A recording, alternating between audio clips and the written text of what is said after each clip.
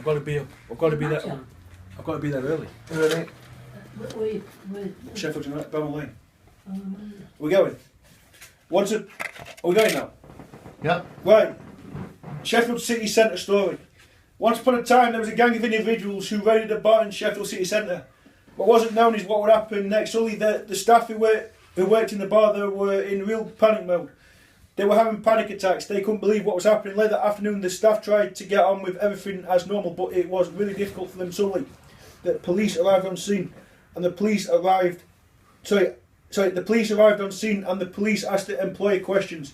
And they would give their version of events of what happened. The next day, they tried to get over what had happened.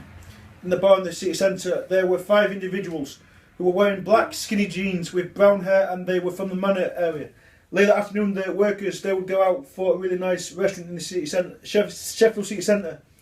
They would go out and eat at Arbor.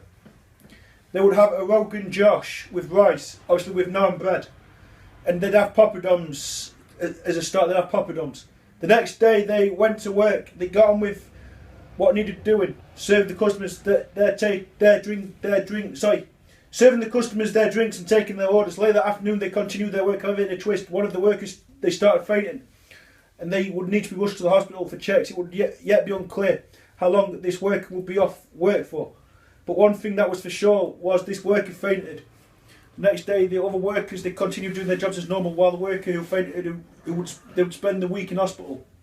Later evening, the other work colleagues and their families and their friends, they would go and see how their work colleague was doing at the Royal Hallam Hospital. The next day, they would go to the cinema together after they had finished work, and they would go to the Odeon and they would go and watch the new Fast and Furious 8 that had just been released at the cinema.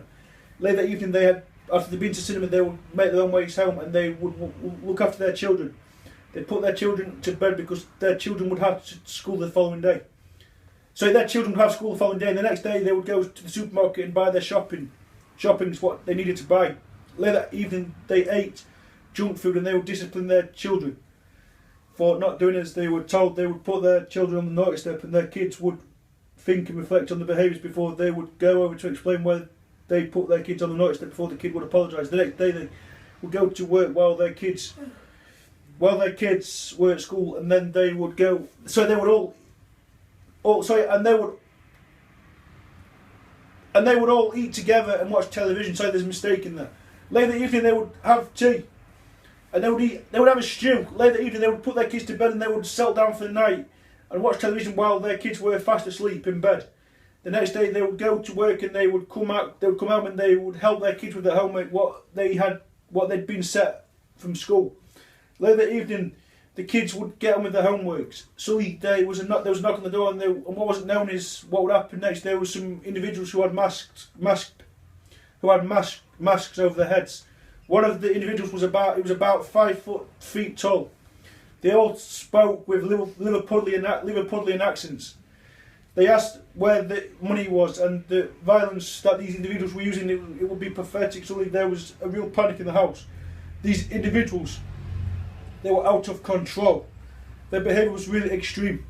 The level of violence, it was shocking. The next day, they went to work and they would get on with their jobs. Suddenly, there was a loud bang. What wasn't known is what was going on. There was a real mystery as to what was going on, but something did not look right. There were gang of youths who were aged between 16 and 18 who had planned this. It was not clear why, but these gang of youths were doing this. But one thing that was for sure, that these gang of youths, they were completely out of control, and they needed to be put in line. The next day, the parents of the gang of youths, they received a knock on the door by the police. The dad of the gang, South Yorkshire Police, by the police, and the dad of the gang of the youths answered the door, and the police went into the house to speak to the gang of youths. Their mum and dad had brown hair, stocky, built 6'2", of the gang of youths' mum and dad who had the dad who had brown hair, stocky, he was about 6'2", and the mum had blonde hair. She was about 8'8" tall, slim build. The police told the parents of the gang of youths. However, in a twist, the gang of youths, they went on the run and they took the train to Derby. So these gang of youths, they were really starting to be a real nuisance. They went on the run once more and they boarded the plane to the Philippines. Later that evening, the parents of the gang of youths, they asked the teenagers to turn themselves in and to fly back to England. However, it would remain to be seen if the gang of youths would follow what their parents had asked them to do.